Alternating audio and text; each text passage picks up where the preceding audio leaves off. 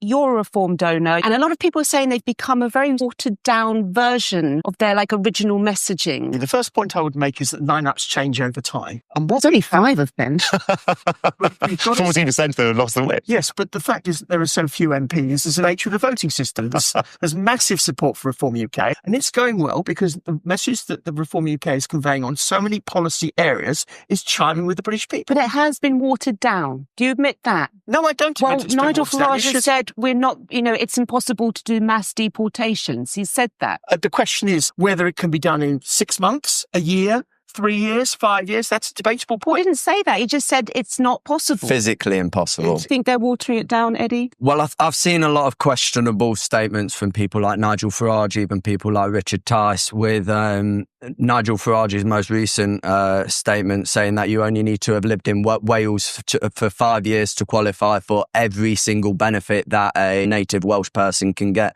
I think since Reform have done incredibly well in the local council elections, and since they did well in the local general election, we have seen a real watered down version of them, whether that's just them trying to gain some of the more middle ground vote. But we have seen a watered down version of Reform with Nigel Farage saying it's physically impossible to deport all of the illegals. This is the main problem I have with Reform. We need someone to come in and completely overhaul our immigration system, our judiciary system, and all of these systems in our country. And I don't think a man like Nigel Farage, who has said that we can't deport all of the illegals, who's gone back and forth on so many issues, who have had Richard Tice coming out as well, flip-flopping on issues. I don't think people like this, so far out of the election as well, I don't think people like this who can't stick to their word now, I don't think people like this can come in and be trusted with the momentous task of overhauling all of these institutions. I don't think that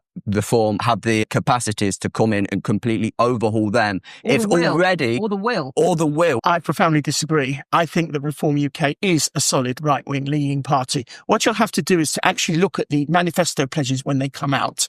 And I think that they are the nearest you are going to get to what you want. Not everybody's going to be happy with every single policy, but overall, they will be doing things once they're in government that certainly the other political parties aren't doing. And you mentioned Ben Habib and Rupert Lowe. The problem there is it's not so much that they're trying to exaggerate the policy differences. The problem is essentially that they don't like Nigel Farage. They're jealous.